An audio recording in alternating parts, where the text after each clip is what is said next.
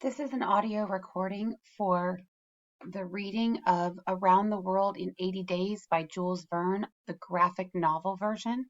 This is for reading day number 1, and we'll read through page 7. So, Around the World in 80 Days. Jules Verne, and background on Jules Verne, French novelist, was born in France in 1828, and he studied law, but instead became one of the very first science fiction writers. The popular interest in science in the 1800s led Verne to write very realistic and detailed stories that use science and technology. In these stories, he wrote about such modern things as airplanes, submarines, television, guided missiles, and space satellites before they were even invented. His detailed descriptions of these items even accurately predicted their real uses. The Nautilus, the submarine that he wrote about in 20,000 Leagues Under the Sea, and which also appears in The Mysterious Island, was written about 25 years before the first successful power submarine was invented. Verne also knew a great deal about geography and used this knowledge to make his stories of travel and adventure seem quite real.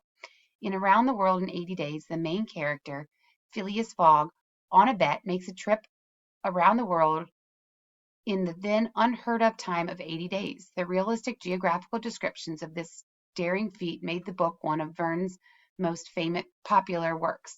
Jules Verne died in 1905. The four main characters were Phileas Fogg, Passepartout, Detective Fix, and Aouda. Mr. Phileas Fogg lived at number 7 in 1872. Mr. Phileas Fogg lived in number 7 Savile Row in London's wealthy Burlington Gardens.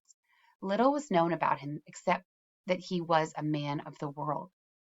He was one of the most noted members of the Reform Club, though he did not work for a living and always tried to avoid calling attention to himself. Was Phileas Fogg rich? He must have been, but those who knew him best could not imagine how he made his fortune. For years he had passed every single day from 11:30 till exactly 12 o'clock midnight at the club. He talked very little, and all he ever did there was read the paper and play cards. He often won at cards, which pleased him very much. His winnings he kept in a special fund for charity. Mr. Fogg played not to win, but just for the fun of playing.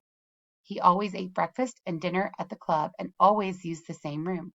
He ate at the same time every day, always alone.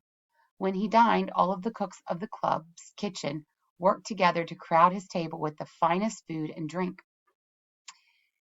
If to live in this style seems strange to others, then there certainly must be some good in being strange. Though at home only a few hours each day, Mr. Fogg wanted his only servant to be perfect. On the 2nd of October, for example, he had fired one man for bringing his shaving water at 84 degrees instead of 86 degrees. Then he looked about for someone else. You are a Frenchman, and your name is John? Jean, if you please. Jean Passepartout. It is a name that was given to me because of my many different jobs. I have been a singer, a circus rider, a tightrope walker, a teacher of gymnastics, and a fireman in Paris. But hearing that Monsieur Phileas Fogg was the most exact of gentlemen in England, I have come to find a peaceful life of service. The name Passepartout suits me, and you are well spoken of. You know what you must do. Yes, monsieur. Good. From this moment, 26 minutes after 11 a.m., this 2nd day of October, you are in my service. That morning, as on every other, Mr. Phileas Fogg placed his right foot in front of his left foot 575 times and reached the Reform Club at the usual hour. He passed the day just as he did all the others.